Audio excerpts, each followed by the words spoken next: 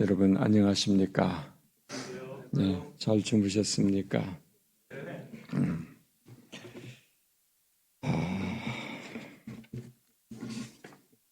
제가 70년도 중반에 대학교 다닐 때에 유럽 교회들이 무너져 간다는 이야기를 수없이 들었습니다. 유럽의 장엄한 교회들이 텅텅 비어가고 소수의 노인들만 예배를 드린다는 이야기, 또 심지어 교회당이 술집과 팔려가지고 술집과 이 댄스장으로 사용된다는 이야기, 그런 충격적인 이야기들을 들었습니다. 그때 저는 생각했어요. 우리 한국교회도 언젠가는 유럽교회처럼 될 것이다. 제가 대학교 다닐 때 다닌 교회는 올해 저녁에 말씀드린 것처럼 광주중앙교회입니다. 그 당시 광주중앙교회는 호남에서 가장 컸고 전국에서도 10대 교회 안에 드는 참 큰 교회였습니다. 그런데 제 눈으로 볼 때는 그때 당시 제 눈으로 볼 때 교만이 많이 섞여 있었지만은 형식적인 교인들도 많았습니다. 예수님을 마음속에 영접하지 못하고 그냥 종교생활하는 그런 분들도 많았고요. 또 전통의 벽, 이 교회 대대로 내려오는 전통의 벽이 너무나 두꺼워서 하나님의 생명의 역사를 가로막는 것도 제 눈에는 많이 보았습니다. 그래서 한국교회가 이런 식으로 계속 간다면 언젠가는 유럽교회처럼 될 것이다 라고 저는 생각했습니다. 유럽의 교회들이 무너져 간다는 이야기를 들으면서 제게는 하나의 목표가 생겼습니다. 제 목표는 우리 한국교회가 유럽의 교회처럼 되지 않고 계속 부흥하면 좋겠다. 자, 그 길이 도대체 무슨 길일까? 그 길을 한번 찾아보자.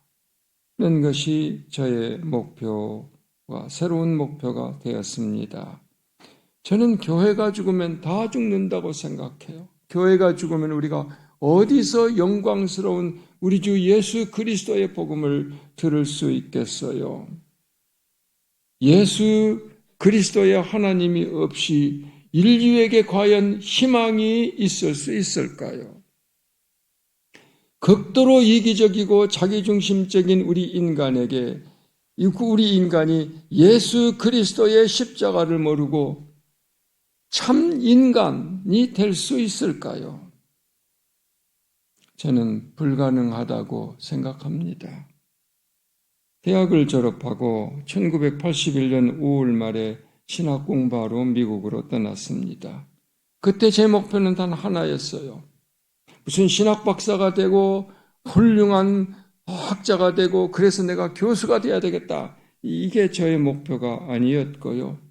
우리 한국교회가 무너져가는 유럽교회처럼 되지 않는 길을 찾아야 되겠다라는 것이었습니다. 10년 만에 신학 공부를 마치고 귀국해서 1992년도 초부터 교수 생활을 시작했습니다. 그리고 7년이 지난 후에 1999년 초에 교수 생활을 하면서 몇 친구들과 함께 교회를 개척했습니다. 어떻게 하면 교회가 부흥될 수 있을까? 어떻게 하면 교회가 성경에서 말하는 그런 교회가 될 수 있을까를 정말 알아보기 위해서 다양한 목회 모델을 실험해 보았습니다. QT, LTG, 제자훈련, G12, 셀, 이런 것들 다 실험해 보았습니다. 그리고 이제 각 모델의 그 장단점도 알게 되었어요. 그리고 나중에는 우리 하나님의 특별하신 은혜로 가정교회를 만나게 되었습니다. 그러면서 끊임없이 책을 읽고 공부도 했습니다. 교회 부흥의 성경적 원리를 알아야 되겠다.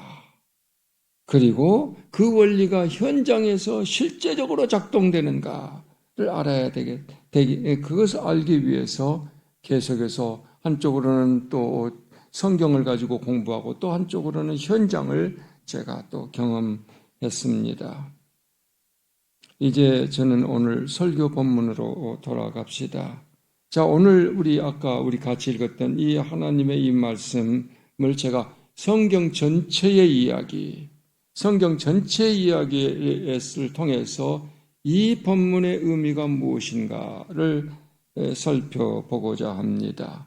그러면서 우리 미래로 하나님의 교회가 붙들어야 하는 사명이 무엇인가, 붙들어야 하는 비전이 무엇인가를 제시하고자 합니다. 첫 번째로 살펴볼 것은 악의 문제에 대한 하나님의 해법. 악의 문제에 대한 하나님의 해법. 큰 타이틀만 쓰셔요. 악의 문제에 대한 하나님의 해법. 우리 하나님은 지극히 선하십니다.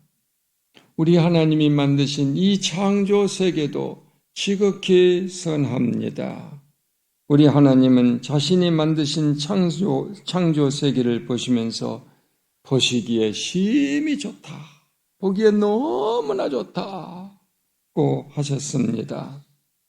창조 세계에는 우리 하나님의 무궁무진한 능력과 지혜와 사랑과 은혜가 영광스럽게 나타나 있습니다. 과학이 발달할수록 우리는 창조 세계 안에 있는 그 생명의 신비, 어마어마하지 않아요? 생명의 신비. 지금 우리가 고통당하고 있는 이 코로나 바이러스가 작동하는 원리, 눈에 보이지 않는 것이 작동하는 원리도 너무나 신비한 거예요. 세상에 이럴 수가. 그리고 무한대로 존재하는 우주의 광대함을 보면서 창조 세계가 이렇게도 신비롭고 어마어마하구나. 인간의 상상을 초월하는구나. 그러면서 우리 하나님의 창조자 하나님의 위대하심, 그 무궁무진한 지혜와 능력에 대한 이 놀라움이 더해 가지요.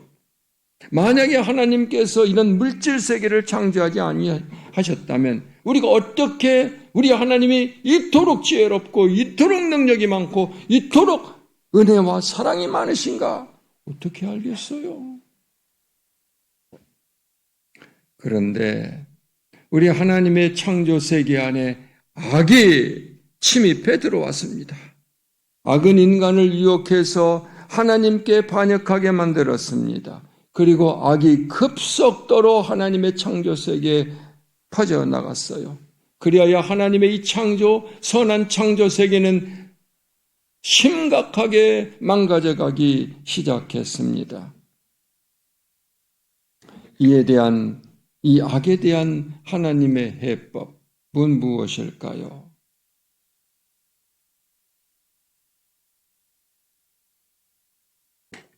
첫 창조를 완전히 없애버리고 새롭게 시작하는 것일까요?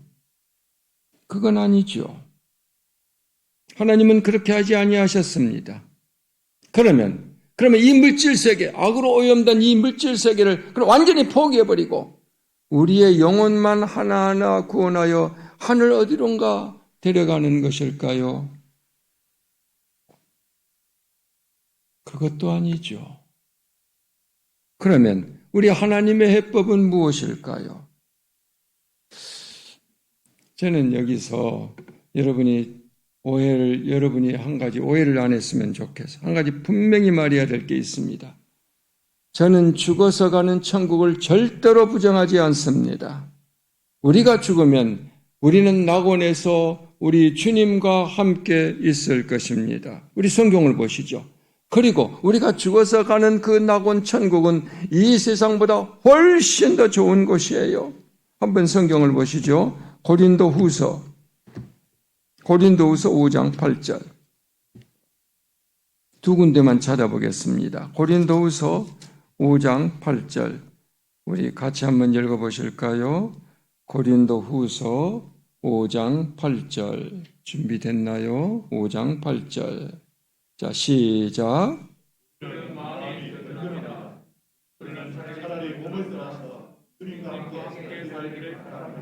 예, 우리는 죽으면 주님과 함께 있을 것입니다. 자, 빌립보서 1장.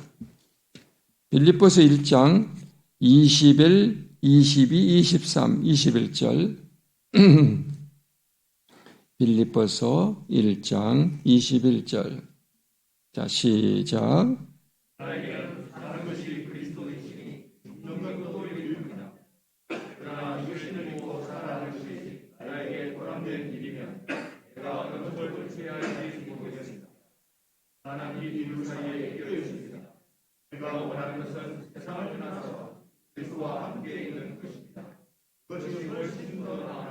예, 세상을 떠나서 그리스도와 함께 있는 것. 이게 이제 우리 죽음 이후의 이야기예요.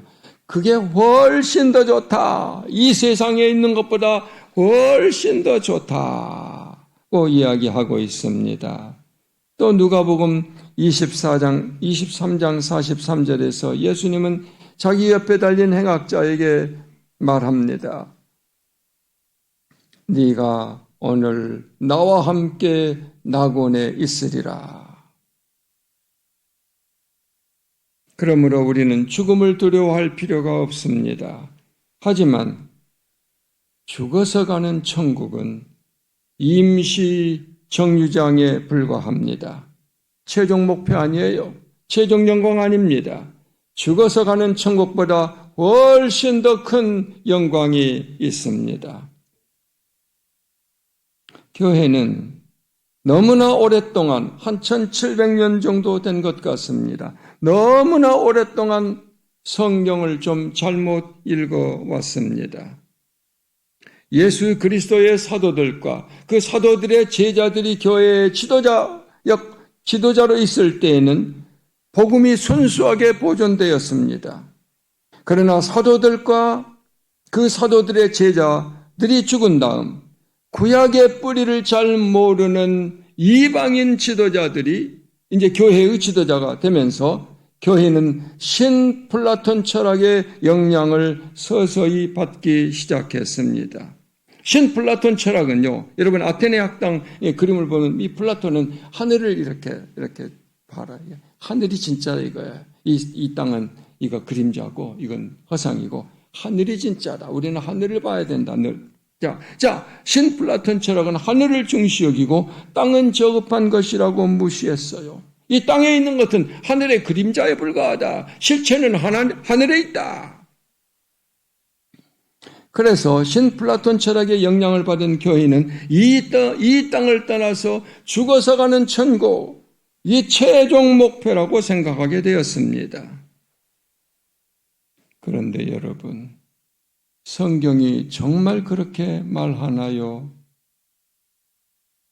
아닙니다. 우리 하나님은 이 자기의 창조 세계를 결코 포기하지 아니하십니다. 만약 하나님이 자기의 창조 세계를 쉽게 포기하신다면 왜 창조하셨을까요? 그렇게 쉽게 버려버릴 거라면 도대체 왜 창조하셨을까요? 자기가 창조한 것을 너무나 쉽게 포기하는 하나님, 그런 하나님을 우리가 과연 끝까지 신뢰할 수 있을까요? 또 우리 하나님은 자기가 창조한 세계가 너무나 아름답다고 했어요. 심히 보기에 좋다. 자, 그런데 그 심히 보기에 좋다는 것을 포기해버린다면, 심히 보기에 좋다는 하나님의 말씀은 거짓이 아닐까요? 심히 보기에 좋은 걸 도대체 왜 포기하는 겁니까?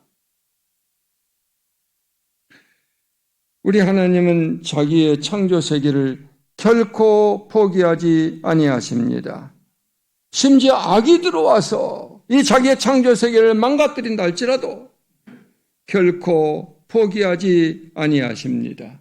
악 때문에 하나님이 창조 세계를 포기해 버리신다면, 나 이거 버려버리겠다 포기해 버리신다면 우리 하나님도 그 악의 세력을 어찌할 수 없다는 말이에요. 악의 세력을 어떻게 컨트롤을 못한다는 거예요? 정복 못한다는 거예요? 하나님의 능력이 그렇게 제한되어 있다는 말입니까? 그건 아니죠. 우리 하나님은 악보다도 훨씬 더 강하십니다. 우리 하나님은 자기의 선한 창조 세계에서 이 악을 언젠가는 완전히 뿌리 뽑아버리실 것입니다. 그러면 악에 대한 하나님의 해법은 무엇일까요? 구원과 회복입니다. 우리 하나님은 반드시 악의 세력을 정복하시고 자기의 창조 세계를 구원하시고 회복시키실 것입니다. 자, 여러분 요한계시록을 보시죠. 여러분 우리가 성경을 볼 때요, 처음과 끝을 보는 습관을 기르는 건 굉장히 중요해요. 여러분 요한계시록 20장부터 보겠습니다. 20장, 21장, 22장을 간단히 보겠는데요. 자, 20장 10절을 보겠습니다. 이 창세기 1, 2, 3장하고 요한계시록 20장, 21장, 22장 완전히 짝을 이룹니다. 완전히 이 완성을 보여줘요. 성경은 정말 놀라운 책이에요. 자, 20장 10절, 20장 10절. 자, 같이 읽겠습니다. 시작.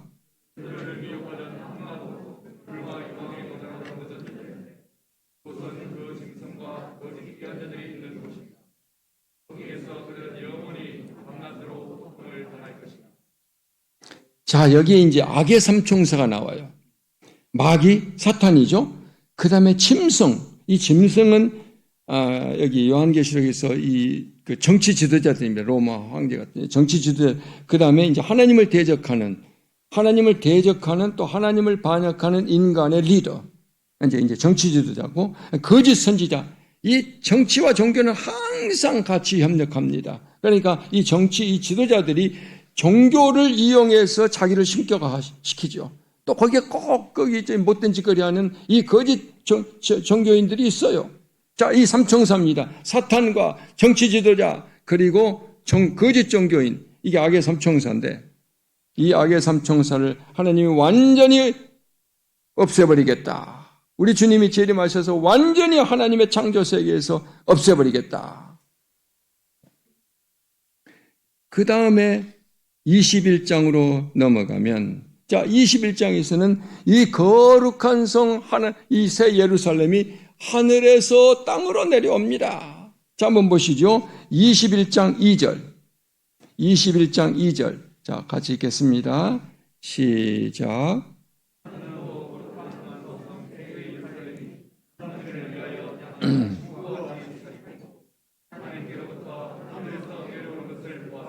거룩한 성 새 예루살렘이 하나님께로부터 땅으로 내려오고 있어요.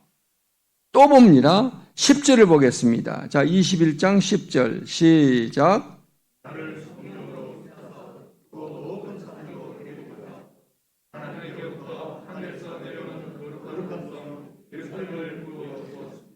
하나님께로부터 거룩한 성 예루살렘이 땅으로 내려오고 있어요. 자, 이제 여러분, 우리 하나님이 다시 땅으로 내려오고 있습니다. 하늘과 땅이 만나는 거예요. 하늘과 땅이 하나가 되는 것입니다. 이게 놀라운 비전이에요. 새 하늘과 새 땅이 되는 것입니다. 자, 이 새 하늘과 새 땅에는 더 이상 솔로몬 성전 같은 이 건물로 된 성전이 없어요. 자, 주 하나님과 어린 양이 그 성전이 될 것입니다. 자, 21장 22절. 21장 22절. 자, 시작.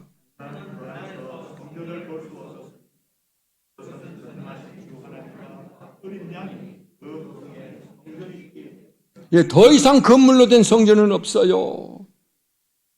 하나님과 어린 양이 성전이 될 것입니다. 하나님과 어린 양이 온 땅에 가득 차게 될 것입니다. 온 땅이 다 성전이 될 것입니다. 우리는 어디서나 우리 하나님을 뵙게 될 것입니다. 여러분, 이게 우주적인 성전이에요. 원래 하나님께서 세상을 창조하실 때는 이 세상에 거하셔서 이 세상을 하나님의 임재로 가득 채우고자 이 세상을 지으셨습니다.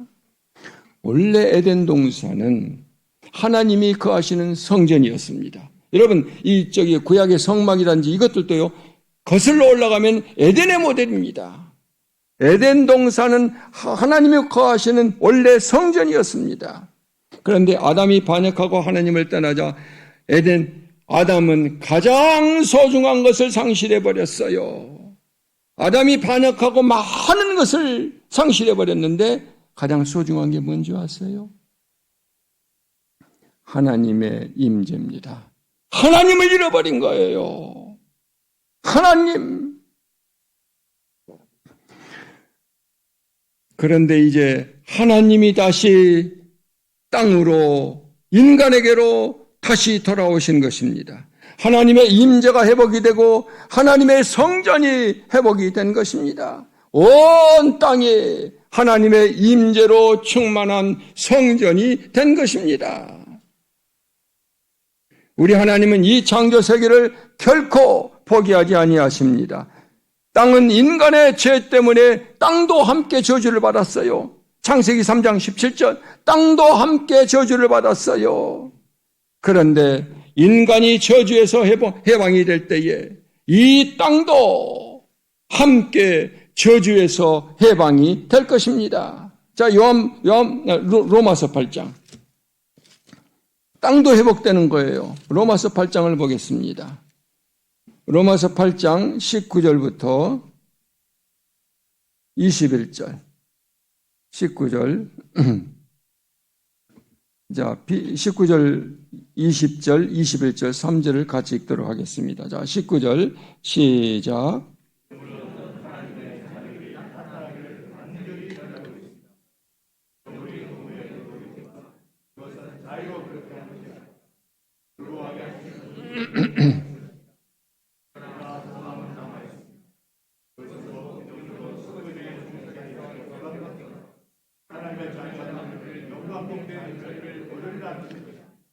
피조물이 학수고대하는 게 있어요. 목을 길게 빼서 날마다 고대하는 게 있어요. 피조물도 지금 신음하고 있습니다. 이 저주 가운데서 신음을 하고 있어요. 피조물이 고대하는 바가 있는데 하나님의 아들들이 나타나는 것이다. 지금 우리는 우리가 영광스러운 하나님의 아들과 딸들이라는 것을 세상이 잘 몰라요. 감추어져 있어요. 그러나 언젠가는 우리의 신분이 드러나게 될 것입니다. 우리의 정체가 밝히 드러나게 될 거예요. 영광스러운 하나님의 아들과 딸이라는 그 정체가 드러나게 될 것입니다. 온 천하에 드러나게 될 거예요. 바로 그것을 피조물이 기다리는 거예요. 22절. 그럴 때 우리가 그때 우리 주님의 재림으로 우리가 영광스러운 하나님의 자녀들로 계시될 때 명명백백하게 드러나게 될 때 그때 바로 피조물도 썩어짐의 종로로 돼서 해방이 될 것이다. 죽음의 이 사슬에서 해방이 될 것이다. 이 피조물의 세계도 저주에서 풀려나서 생명으로 가득 차게 될 것이다. 그 이야기예요. 땅이 저주에서 해방되면 온 땅은 하나님의 생명과 아름다움으로 충만한 에덴이 될 것입니다. 22장을 보세요. 자, 이제 계시록 제일 끝에, 계시록 22장 제일 끝에 22장을 보세요. 특별히 1장과 22장 1절과 2절을 보세요. 22장 1절과 2절. 자, 시작.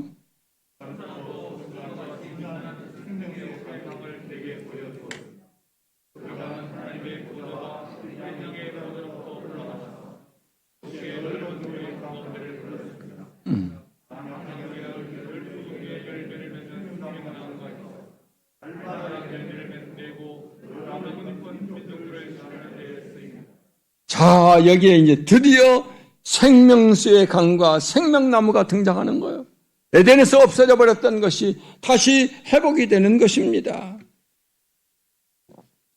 여러분, 여기서 순서를 보세요. 21장은 하나님의 임재가 회복이 됩니다. 그 다음 22장은 이제 생명이 넘쳐요. 에덴이 회복되는 것. 여러분, 이 순서가 중요해요. 하나님, 이 생명은 하나님께로부터 흘러나오는 것입니다. 우리가 생명을 얻으려면 하나님이 우리에게 오셔야 되는 거예요. 하나님이 내 마음속에 들어와야 우리가 생명을 얻게 되는 거예요. 하나님 없이 그냥 생명만 들어오는 거 아닙니다. 우리가 주일할 때도 마찬가지예요. 하나님과의 임재 속에 머물러 있는 시간이 많아야 하나님이 나를 통해서 생명이 흘러가는 거예요. 하나님은 우리의 몸, 이 물질적인 몸도 하나님은 포기하지 아니하십니다. 이 몸을 포기해버리고 그냥 영혼만 구원받는 거 아니에요. 우리의 몸은 우리 주님이 재림하실 때에 영광스럽게 부활할 것입니다. 자, 고린도전서 15장. 부활장 아닙니까? 고린도전서 15장. 15장 42절. 15장 42, 43, 44. 15장 42, 43, 44. 자, 42장 42절 시작.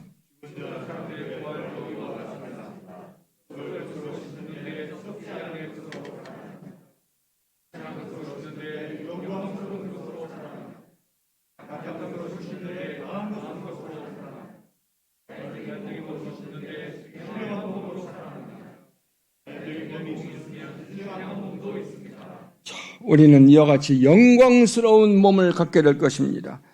부활의 몸, 불사의 몸, 불멸의 몸을 갖게 될 것입니다. 그래서 이 몸을 가지고 영원히 이 땅에서 살게 될 것입니다.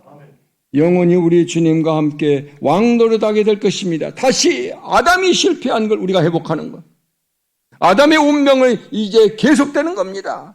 우리는 왕으로 하나님과 함께 왕노릇하는 자로 세움을 받았습니다. 우리는 물질적인 몸이 없이 그냥 영혼만 구원받는 것 아니에요. 우리 전체가 회복이 되는 것입니다. 그러면 우리가 둘째로 살펴볼 것은 하나님의 구원과 회복의 전략. 하나님의 구원과 회복의 전략.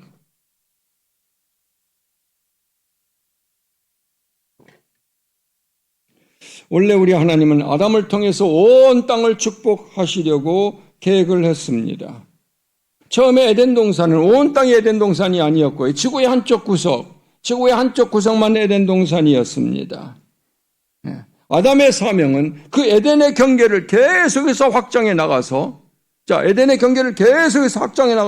온 땅을 에덴으로 만들어가는 것이었습니다. 말하자면 온 땅을 하나님의 임재와 생명과 축복과 영광으로 가득 찬 세상으로, 땅으로 만들어가는 것이 아담의 사명이었어요. 생육하고 번성하여 땅에 충만하라. 땅을 정복하라. 땅을 다스리라. 이런 말이 바로 그런 말이에요. 에덴의 경계, 에덴 밖은 굉장히 거친 땅이었습니다. 자, 이 경계를 확장해서 에덴처럼 만들어가거라. 나의 성소가 확장이 되게 하라. 나의 임재가 확장이 되게 하라. 나의 생명으로 넘친 하나님의 생명과 이 축복이 온 땅에 가득하게 하라. 이게 아담의 사명이에요. 그런데 아담은 실패했습니다. 악의 유혹을 받아 하나님께 반역했습니다. 그래서 에덴 동산에서 추방당한 거예요. 자, 여기서 보면 땅을 뺏기는 거예요. 땅을 뺏기는 거예요. 추방당하는 것입니다. 하지만 하나님은 포기하지 아니하시고 노아를 선택하십니다. 창세기 9장 1절을 보면 홍수 후에 하나님이 노아와 그 아들들에게 복을 주시며 아담에게 주었던 동일한 사명을 노아와 그 후손들에게 주십니다. 생육하고 번성하여 땅에 충만하라. 똑같지 않습니까? 생육하고 번성하여 땅에 충만하라. 그런데 노아 자손도 실패해요. 창세기 11장에 보면 이 바벨탑 흩어져서 이 온 땅을 에덴으로 만들어 가라고 했더니 이들이 흩어지지 않아요. 바벨에 모여서 뭐예요? 하늘까지 올라가자. 우리가 하나님께 도전하자. 이 바벨탑은 인간의 거대한 반역의 이야기예요. 우리 하나님은 또 포기하지 아니하십니다. 또 새롭게 시작하십니다. 이번에는 아브라함과 그의 자손 이스라엘을 선택하십니다. 하나님은 아브라함과 그 자손으로 말미암아 땅의 모든 족속이 복을 받을 것이다. 너희들만 내가 복을 주자는 것이 아니라 너희들에게 복을 줄 것이고 너희들을 통해서 온 땅에 복을 줄 것이다. 천하 만민이 너와 내 후손들을 통해서 복을 받게 될 것이다. 라고 약속을 합니다. 하나님의 계획은 자기 백성을 통해서 온 땅을 축복하시는 거예요. 궁극적으로 온 땅을 축복하시는 겁니다. 모든 백성을 축복하시는 겁니다. 그런데 누구를 통해서? 먼저 선택받은 자기 백성을 통해서. 이게 하나님의 원리예요. 이게 교회도 마찬가지입니다. 우리가 먼저 부름을 받았습니다. 먼저 우리가 선택되었습니다. 그러나 우리만 복 주시다는 건 아니에요. 우리에게 복을 주시지요. 그리고 우리를 통해서 온 땅을 회복하시고자 하는 것이 하나님의 뜻입니다. 그러면 우리 하나님은 이스라엘 백성을 통해서 어떻게 온 세상을 축복하시려고 하셨을까요? 어떻게? 악은 온 세상에 가득 찼습니다. 하나님은 도대체 어떻게 이스라엘을 통해서 온 땅을, 온 세상을 악에서 구원하시려는 것일까요? 하나님의 전략은 무엇일까요? 우리 하나님의 전략은 정말 기가 막힌 전략이에요. 정말로 놀라운 전략입니다. 이 전략은 써놓으세요. 이 전략은 이스라엘 민족을 매력적인 모델 사회로 만드는 것입니다. 이스라엘 민족을 매력적인 모델 사회로 만드는, 여러분, 우리 가정교회에서 리더십은 보고 배운다. 자, 매력적인 모델 사회로 만드는 거예요. 출애굽기 19장 6절, 우리가 아까 읽었어요. 출애굽기 19장 6절에 나타난 것처럼 이스라엘 민족을 제사장의 나라로 거룩한 백성으로 만드는 거예요. 여기서 거룩한 건 거룩하다, 깨끗하다, 아무튼 세속적이지 않다, 아무튼 그런 의미도 있지만 이 거룩이라는 원래 뜻은 다르다라는 말, 다르다, 구별된다. 이 사람은 다른 사람하고 달라. 저 사람은 달라. 이 말이에요. 자, 그렇다면, 이 이스라엘이 거룩한 백성이 된다는 것은 주변 나라들과는 분명히 다른 나라.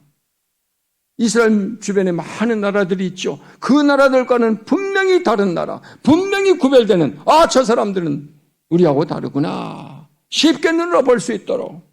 그런 백성으로 만들자는 거예요. 그러면 이스라엘은 주변 나라들과 도대체 어떻게 다르게 되나요? 그때 당시 이스라엘 주변 가나안 땅의 나라들은 어떠했을까요? 자, 고대 가나안 이 나라들은 우상을 숭배해서 하나님을 몰라요. 그리고 권력이라는 것이 왕과 소수의 귀족들에게 집중되어 있었습니다. 또 왕과 소수의 귀족들이 모든 땅을 다 토지를 소유하고 있었어요. 이 토지가 있어야 될 거 아닙니까? 모든 경제는 이 토지에서 나오는 거예요. 아마 틀림없이 폭력을 사용해서 땅을 차지했을 것입니다. 이 백성들은, 일반 백성들은 토지가 없었어요. 그들은 다 소작농이었습니다. 그러니까 백성들은 왕과 귀족들에게 토지를 빌려가지고 농사를 지어요. 그리고 수확의 많은 부분을 다시 그들에게 돌려주는 겁니다. 자기들은 죽으라고 일하고 겨우 먹고만 사는 거예요. 이런 소수의 힘 있는 자들의 폭력적인 지배, 힘을 가지고 지배를 했습니다.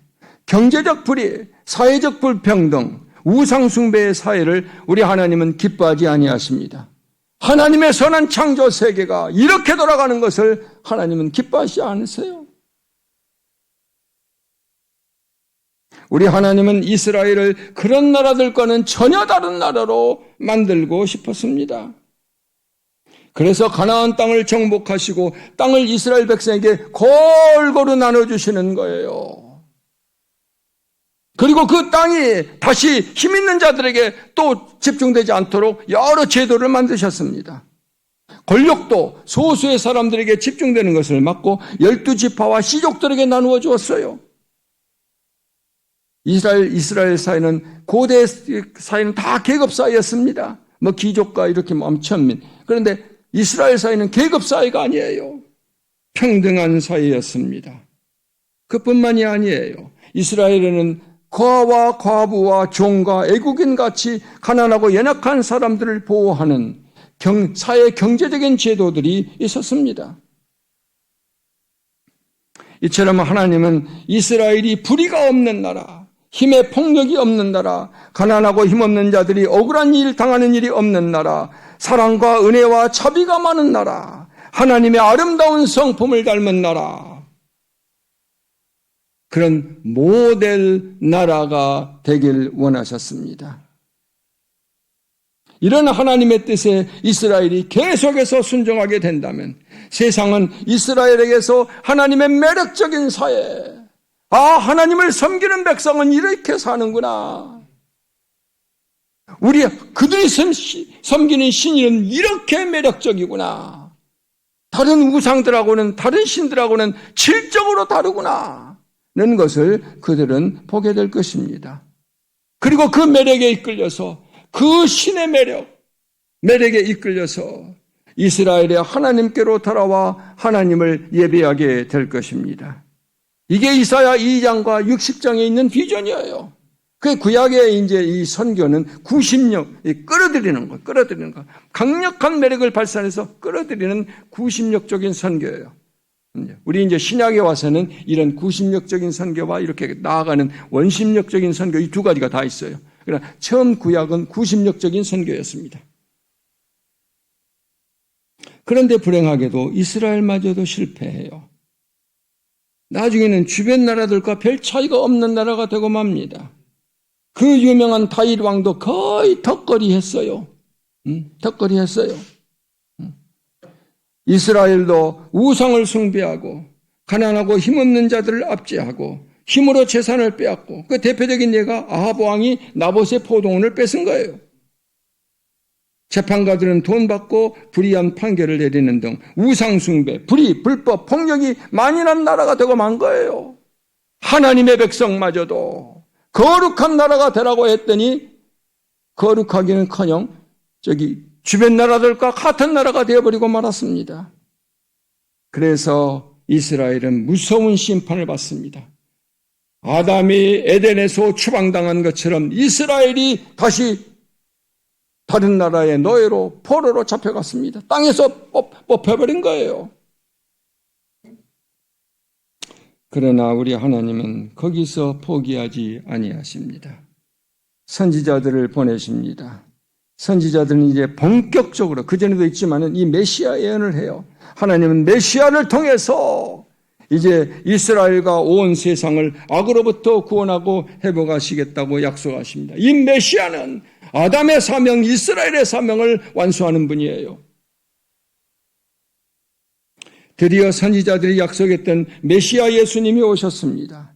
메시아 예수님은 목자 없이 뿔뿔이 흩어져 방황하는 차기 백성을 목자들이 목자 노릇을 안 하니 백성들이 뿔뿔이 흩어져 버린 거예요.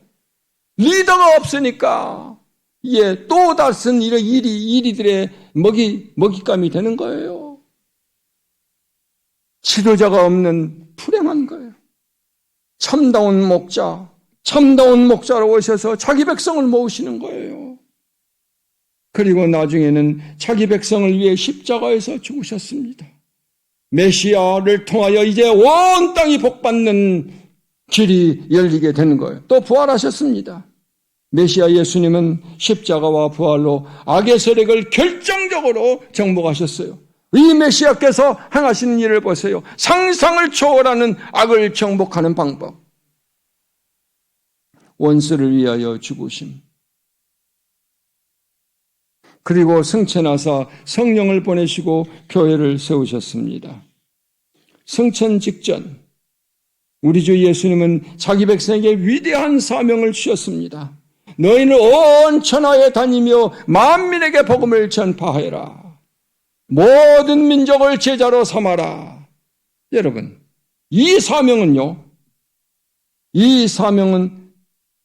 아담과 노아와 그리고 아브라함과 이스라엘 백성에게 준 사명과 동일한 사명이에요.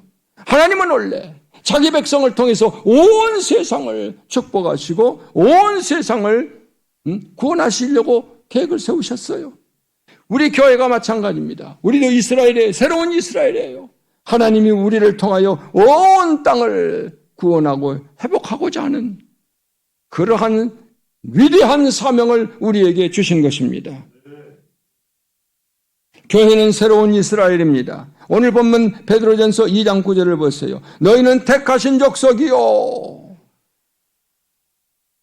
출애굽기 19장이 나오는 거 아니에요? 너희는 택하신 족속이요. 택한 받은 하나님의 선민이다. 교회가 택한 받은 하나님의 선민이다. 제2의 이스라엘이다. 새로운 이스라엘이다. 왕같은 제사장들이요. 왕같은 제사장들이요.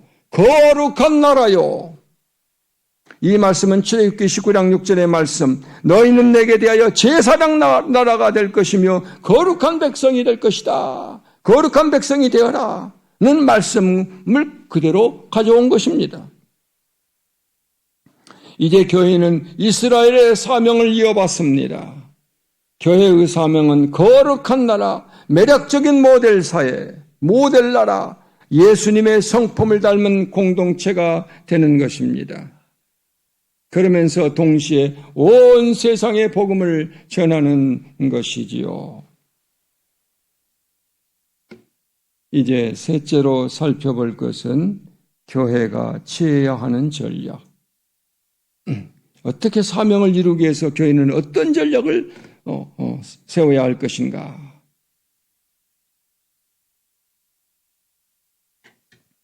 자, 이게 좀 복잡하니까 이건 좀 미리 좀 메모를 하고 들으세요. 교회도 모델 사회가 되는 것입니다. 매력적인 모델 사회. 그다음 둘째로, 그럼 어떻게 모델 사회가 되냐? 같이 웃고 같이 우는 공동체. 같이 웃고 같이 우는 한 가족 공동체. 그다음 이 가정교회가 최고의 모델이에요. 가정교회 모델. 그런데 가정교회에서 무슨 일을 할 건가? 전인적인 필요를 채워줘요. 우리 인간의 각자의 다양한 필요를 채워줘야 돼. 전인적 필요. 그렇게 될 때 모델 사회가 되는 거예요. 같이 웃고 같이 우는 공동체가 될 때 세상이 부러워하는 겁니다. 나도 저런 공동체에 가고 싶다. 나도 교회 가고 싶다. 나도 저 공동체에 들어가서 나도 그렇게 살고 싶고 내 자녀들을 교회에 맡기고 싶다. 그러면서 전도와 선교하는 것입니다. 그러면서 전도. 자, 이걸 이제 조금 더 자세히 이제 보도록 하겠습니다. 자, 그러면 구체적으로 어떻게 해야 교회가 이스라엘의 사명을 성공적으로 수행해낼 수 있을까요? 어떻게 해야 교회가 매력적인 모델 사회, 극도로 이기적인 이 세상에서 예수님의 성품을 닮은 공동체, 십자가를 지신 원수를 위하여 십자가에서 자기의 목숨을 내어두신 그런 예수님의 성품을 닮은 공동체가 될 수 있을까요? 자, 우리 로마서 성경 두 군데로 하나는 로마서 12장, 로마서 12장 15절. 로마서 12장 15절. 12장 15절. 같이 읽겠습니다. 시작.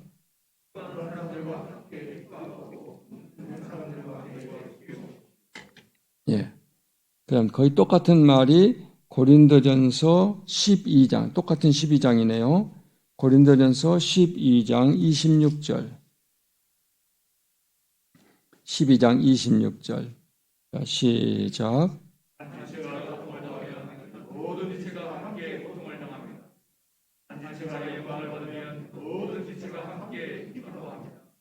같이 웃고 같이 우는 공동체. 이게 하나님의 거룩한 공동체, 새로운 사회 비전이에요. 새로운 사회의 비전입니다. 이 하나님의 모델 사회의 비전이에요. 사도 바울의 이 공동체 비전은 교회가 같이 웃고 같이 우는 공동체가 되어야 한다는 것입니다. 그러니까 교회가 한 가족이 되어라. 한 가족이 되어라. 한 몸이 되어라는 것입니다. 부자나 가난한 자, 많이 배운 자나 적게 배운 자, 지위가 높은 자나 낮은 자, 건강한 자나 몸이 약한 자나, 진보나 보수나 남자나 여자, 모두가 그리스도 안에서 한 가족, 한 몸을 이루어야 한다는 것입니다.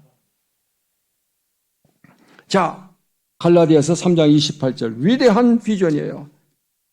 갈라디아서 3장 28절, 하나님의 비전. 하나님이 궁극적으로 어떤 세상을 만들기를 원하시는가? 인간사회. 갈라디아서 3장 28절을 보시죠. 자, 같이 3장 28절 갈라디아서 시작.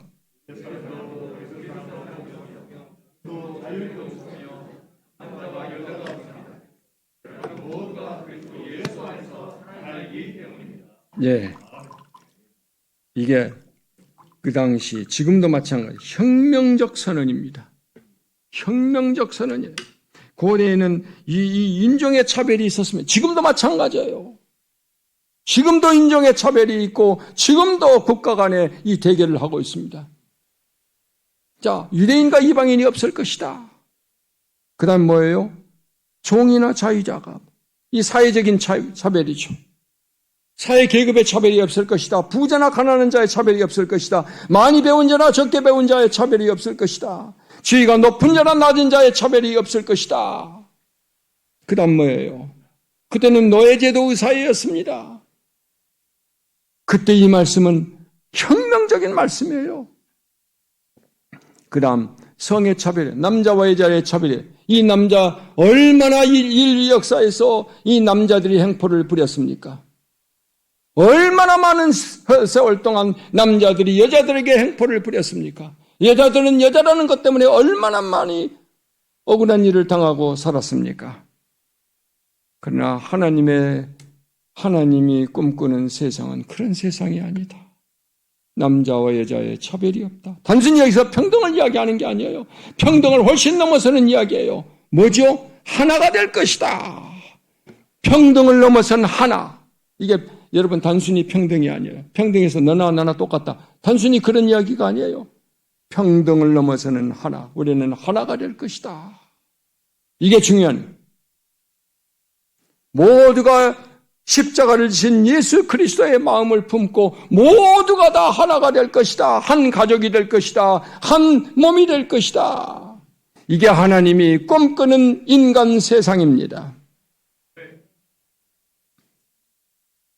그러면 어떻게 해야 교회가 그런 공동체를 이룰 수 있을까요? 100명, 1000명, 10,000명이 모여서 서로를 깊이 알고 서로 공감하고 서로 사랑하고 서로 섬기는 것, 그건 불가능한 일이죠. 실제로 해보면 안 돼요. 그럼 어떻게 해야 할까요? 우리 가정교회에서 하는 것처럼 교회 안에 소그룹 목장, 이것을 활성화해야 하는 거예요. 교회 안에 소그룹 목장, 이건 성경적인 것이에요. 신약 성경의 교회는 다 개인의 가정집에서 모이는 가정교회들로 구성이 되어 있었습니다. 당시 가정교회는 한 10명 정도, 지금 우리 이 가정처럼, 그 목장처럼 한 10명 남짓의 모임이었어요. 이 작은 가정교회는 이게 교회 안에 작은 교회였습니다. 그러니까 여러분, 목장도요, 교회 안에 작은 교회예요. 네. 예를 들면 이 고린도 교회는 한 성도, 전체의 성도 수가 한 50에서 100명 정도 됩니다. 50명. 많이 잡으면 100명까지 잡을 수 있어요. 그때는 이 고린도 교회가 굉장히 큰 교회였어요. 우리 미래로 교회는 뭐 초대형 교회고요. 성경으로 이런 교회 있을 수가 없어요. 성경에서. 그때는 한 교회가 한 50명. 그 다음에 그걸 굉장히 많이 확대시킨다면 한 100명 정도 되었습니다. 근데 고린도 교회는 여러 개의 작은 작은 가정교회들로 모여서, 그러니까 우리 많은 목장들이 모여서 우리 하나의 미래의 교회를 형성하고 있잖아요. 이 고린도 교회도 그랬습니다. 뭐 가이오, 스데바나 무슨 브리스기와 아길라 여러 이런 가정집에서 모이는 이 교회. 그래 그의 전체가 이제 고린도 교회라고 한 거예요. 그런데 이 교회니까 이 소그룹 목장도 이건 교회이기 때문에 거기서 목양이 일어나야 돼요. 목양이 일어나야 돼요. 그러니까 목양은 뭐예요? 성도의 필요를 알고 성도의 필요를 채워주는 거예요. 필요를 알아야지요. 그리고 필요를 채우기 위해서 기도해야 되고 실제적으로 채워줘야 돼요. 기도만 해서는 안 돼요. 실제적으로 채워줘야 돼요. 그러면 어떤 필요를 채워줘야 하나요? 우리 인간의 전인적 필요를 이야기합니다. 아주 다양한 필요, 전인적 필요라고 했는데 우리 인간에게는 도대체 어떤 필요들이 있을까요? 크게 몇 가지로 이제 우리가 이렇게 분류할 수가 있어요. 첫째, 영적인 깨달음이 있어요. 영적인 깨달음. 여러분들이 이 새벽 아침부터 이렇게 나와서 쉬지도 않고 이 자리에 모이신 것은 여러분 영적으로 알고 싶은 거예요. 영적인 깨달음을 우리 인간은 돼지가 아니에요. 밥만 먹으면 이 만족스러운 돼지가 아닙니다. 우리 인간은 너무나 고상한 존재예요. 영적인 존재예요. 영적인 깨달음이 없이는 우리가 만족할 수가 없어요. 그래서 우리가 하나님의 말씀을 배우는 것이고 하나님의 말씀을 배울 때 엄청난 희열이 있는 거예요. 하나님이 누구신가를 알아야죠. 하나님이 누군지 모르고 내가 누군지를 어떻게 알 수 있어요? 나를 창조한 분을 모르고 내가 누군지를 어떻게 아느냐고요. 십자가를 알아야지요. 교회를 알아야지요. 세상을 알아야지요. 미래가 도대체 어떻게 되는 건지 알아야지요. 이런 영적인 깨달음을 이 필요가 채워져야 돼. 그러나 이것만 있는 건 아니에요. 우리 인간은 사회정신적 필요가 있어요. 우리 인간은 사회적 존재입니다. 우리가 이 대면 예배 못 드리고 이 줌으로 하고 이럴 때 얼마나 그리웠어요. 사람은 사회적인 존재로 만들어졌어요. 같이 어울려서 하나의 가족을 이루고 한 몸을 이루어서 서로 사랑하며 살 때 그때 우리 인간은 행복하는 겁니다. 사회적인 사회적인 이런 관계를 못하면 절대 인간 행복할 수가 없어요. 이 정신병이 대부분 어디서 온지 아세요? 정신병은 사회적 관계가 깨어졌을 때 엄청난 고통을 받고 정신병이 옵니다. 특별히 가정에 파괴된 가정에서 자랄 때 어마어마한 상처를 받아요. 자녀들이. 얼마나 마음이 아픈지 모르겠어요. 어린아이들 무슨 죄가 있어서 이렇게 어린아이들에게 가슴에 이렇게 깊은 상처를 안겨주나. 여러분, 우리가 사랑하는 자에게 버림을 받았을 때 가장 큰 상처가 있습니다. 사회정신적 필요가 있는 거예요. 우리 인간은. 상처받을 때, 그러나 우리 인간이 이 타락한 세상에서 우리가 상처가 없을 수가 없어요. 자, 누구나 우리는 상처받고, 그러나 상처받고, 배척받고, 애롭게 살아서는 안 됩니다. 우리에게는 위로자가 필요하고, 상담자가 필요하고, 친구가 필요한 거. 이게 서로 사회 정신적 필요를 채워주는 거예요. 그런데 여기서 그쳐서는 안 돼요. 이제는 물질적인 차원이 있습니다. 물질적이고 육체적인 차원이 있는 거예요. 우리가 배고프면 먹어야 될 거 아닙니까? 물질적인 필요도 있고, 또 우리 몸이 아프면은 치료를 받아야지. 어떻게 아픈 몸을 가지고 어떻게 살아요? 이런 모든 전인적인 영적인 깨달음, 사회 정신적인 필요, 그다음에 물질적인 필요, 육체적인 필요, 이런 모든 필요를 서로 세워줘라. 이런 어떤 우리 인간에게는 다양한 필요가 있는데 교회는 이걸 채워줘라는 것입니다. 그러면 교회가 이런 다양한 필요를 어떻게 다 채워줄 수 있을까요? 소수의 교역자들이 성도의 다양한 필요를 알고 충만하게 채워주는 건 불가능한 일이죠. 어떻게 그게 가능하겠어요? 그러면 어떻게 해야 할까요? 해법은 성도가 서로 채워주는 거예요. 서로. 이게 중요해요. 성경에는 서로라는 말이 굉장히 많이 나와요. 서로. 그러기 위해서 하나님께서 각자에게 성령의 은사를, 다양한 은사를 나누어 주었습니다. 이게 고린도전서 12장의 위대한 가르침이에요. 아무것도 안 주고 서로 채워라. 그렇지 않아요. 각자에게 다 성령의 소중한 은사를 주셔서 그걸 네가 가지는 것으로 채워줘라. 그러니까 이 목자 목녀는 리더십을 발휘해서 본을 보여야 되겠지만 모든 성도가 참여하게 만들어야 되는 거예요. 모든 성도가 참여. 왜냐하면 그들에게 하나님이 다 성령의 은사를 부어주셨기 때문에 그걸 활용해야 되죠. 어떤 사람들은 이런 질문을 합니다. 성도들이 소그룹 목장에서 서로 필요를 다 채워주면 목사님은 뭐하죠? 목사님은 총지휘하는 거예요. 오케스트라 총지휘자. 목사님은 성도들에게 하나님의 이 하나님 나라의 찬란한 비전, 얼마나 영광스러운 비전입니까? 이 비전을 가르쳐주고 하나님의 백성으로서의 위대한 사명을 깨우쳐주고 그리고 성도들이 사명을 잘 감당할 수 있도록 적절한 훈련을 시켜주고 또 격려해주고 기도해주고 우리 목사님들도 바빠요. 그리하여 성도들이 목장 안에서 그리고 교회 안에서 서로 자기들의 은사를 활용해서 서로의 필요를 서로 채워주도록 해야 합니다. 이게 에베소서 4장 11절 12절 우리가 다 아는 거니까 이건 넘어가겠어요. 4장 11절과 12절에 나타나는 목회 원리예요. 우리 가정교회가 이 목회 원리를 가지고 붙잡고 나아가는 거 이거 굉장한 거예요. 그러나 전통교회는 뭐예요? 전통교회는 담임 목사님과 소수의 교역자들과 소수의 헌신된 평신도들이 다 해요. 나머지 성도들은 뭐예요? 나머지 성도들은 자기가 무슨 일을 해야 되는지를 몰라요. 그 성도들 안에 있는 성령의 은사가 썩어가는 거예요. 하나님의 사역이 막혀 있는 거예요. 모든 성도 각자에게 다 성령의 은사가 부어졌어요. 그들을 통해서 서로 생명이 흘러야 되는 거예요. 서로 흘러야 되는 거예요. 그런데 기존교회가 왜 망하느냐? 몇 사람만 일하고 나머지는 뭐예요? 나머지는 어떻게 사역해야 되는지 몰라요. 자기의 사명이 뭔지도 몰라요. 그냥 종교생활이에요. 종교생활.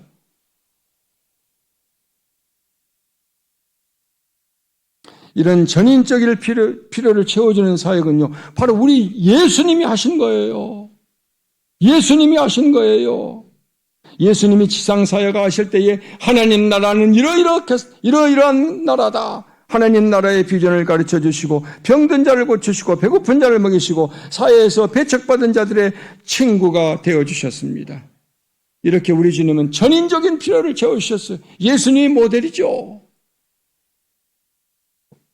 그리고 부활 승천하신 다음에는 우리 주님은 성령을 통해서 일하십니다. 성령의 다양한 은사를 교회에 부어주셔요. 그리고 성령을 통해서 교회 안에서 자기 백성의 다양한 전인적인 필요를 채워주시는 거예요. 그러니까 우리는 또 달리 말하면은 예수님이 성령을 통해서 우리 안에서 우리가 다 서로가 서로에게 그리스도가 되는 거예요. 우리 주님은 우리를 통해서 일해요. 우리가 서로가 서로에게 그리스도가 되는 것입니다. 이게 우리 주님이 일하는 방식이에요. 그런데 우리의 사역은 더 나아가야지요. 전도와 선교까지 나아가야 합니다. 교회는 또한 세상을 위한 공동체. 교회는 우리끼리만 잘 살아가는 게 아니에요. 그러면 반드시 교회도 망합니다. 온 세상에 복이 되어라. 세상 만민의 복이 되어라. 나는 너희들을 통해서 온 세상에게 복을 주고 싶다. 이게 나의 계획이다.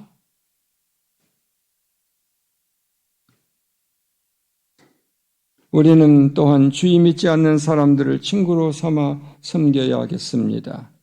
믿지 않는 이웃을 진정성을 가지고 섬기고 또 간절히 기도하며 복음을 전한다면 하나님은 반드시 역사하십니다. 교회가 천국 공동체 매력적인 사회를 이루면서 복음을 전한다면 세상은 복음을 대환영하게 될 것입니다. 교회를 배우자 세상이 교회처럼만 된다면 이 세상은 천국이 될 것이다. 우리도 예수 그리스도의 하나님을 배우자, 그분을 섬기자라고 할 것입니다. 사랑하는 성도 여러분, 성경 이야기는 한마디로 이거예요. 하나님의 선한 창조 세계에 무엇이 잘못되었으며 어떻게 하나님이 그걸 바로잡아가는가, 그 이야기예요. 하나님의 창조 세계에 악이 들어왔어요. 이 악을 하나님이 어떻게 제거하시고 원래 하나님이 처음 창조했을 때의 그 계획과 의도를 완수해 나가시는가? 그게 성경의 이야기입니다. 말하자면 하나님은 이 세상을 하나님이 다스리는 천국으로 만드는 것이에요. 그리고 온 세상을 하나님의 임재와 영광으로 충만한 성전으로 만드는 것입니다. 우주적인 성전, 그리고 온 땅을 하나님의 생명과 축복으로 가득 찬 에덴 동산으로 만들어가는 것이에요. 그런데 놀라운 건 이 영광스러운 일에 우리를 동참시킨다는 거예요. 우리를 동참시킨다는 거예요. 우리는 아무런 목적도 아무런 의미도 없이 아무런 사명도 없이 그냥 우연하게 던져진 존재가 아니에요. 각자가 위대한 사명자로 우리는 보냄을 받았습니다. 그러므로 우리 미래로 교회의 사명은 분명합니다. 우리 미래로 교회를 이 세상과는 전혀 다른 사회, 거룩한 사회, 인간 사회가 되는 인간 사회로 만들어가는 것이죠. 교회를 천국 공동체, 같이 웃고 같이 우는 천국 가정, 천국 공동체, 하나님 나라의 모델 사회로 만들어가는 것입니다. 그러면서 동시에 전도와 선교에 힘을 써야 합니다. 사랑하는 성도 여러분, 우리 미래로 교회는 정말 복을 많이 받았어요. 정말 여러분의 교회는, 우리 미래로 교회는 복을 많이 받았습니다. 정말 잘하고 계셔요. 하지만 더 잘할 수 있는 길, 우리에게 성경의 비전에 비추어서 우리에게 뭐가 부족하는가? 그걸 채워가야 하겠습니다. 하나님은 우리를 통해 온 세상을 구원하고 축복하시기를 원하십니다. 그런데 하나님은 왜 우리를 통해서, 자, 이 마지막 질문이, 왜 우리를 통해서 일하시려고 하실까? 본인이 다 알아서 하시지. 본인이 다 알아서 하시지. 다메섹 도상에서 그 바울을 순식간에 사로잡아 버린 것처럼, 본인이 다 알아서 하시지. 순식간에 누구든지 순식간에 다 항복을 받아낼 수 있는데 왜 혼자 하시지? 우리를 통해서 하시기를 원하실까? 왜? 우리에게 맡기면, 우리같이 이렇게 연약한 자에게, 또 우리같이 부족한 자에게 맡기면은 하나님의 일이 망가질 수 있는데, 망칠 수 있는데, 또 우리 같은 사람에게, 부족한 사람에게 이 맡기면, 자격도 안 되는 사람들에게 하나님의 일을, 거룩한 일을 맡기시면 우리가 엉망으로 만들어서 하나님의 영광이 땅에 떨어질 수 있는데, 하나님이 욕 얻어먹을 수 있는데, 그럼에도 불구하고 왜 우리를 기어코 우리를 통해서 일하시려고 하시는 것일까요? 한번 생각해 봅시다. 우리 주님이 모든 일을 다 혼자 해버리시면 우리는 어떤 존재가 될까요? 있으나마나한 존재? 있으나마나한 존재. 우리의 이 존재의 목적도 없어요. 하나님이 다 해버리시면 우리의 존재의 목적이 없어요. 우리의 삶의 의미가 없어요. 그러면 어떻게 되겠어요? 의미도 없는 인생, 목적도 없는 인생, 목표도 없는 인생. 그런 인생이 된다면 우리는 모두 다 우울증과 정신병에 걸려 나중에는 자살하게 되지 않겠어요? 그런 사람 어떻게 살아요? 목적 없이 사는 것, 사명 없이 사는 것, 이건 저주예요, 저주. 이럴 바에 하나님 왜 나를 만드셨습니까? 그렇게 대들지요. 아무런 목적도 없이, 아무런 의미도 없이, 아무런 목표도 없이 살아가는 삶. 하나님 왜 나를 만드셨어요? 그렇게 대들지 않겠어요? 하나님이 이걸 너무 잘 알아요.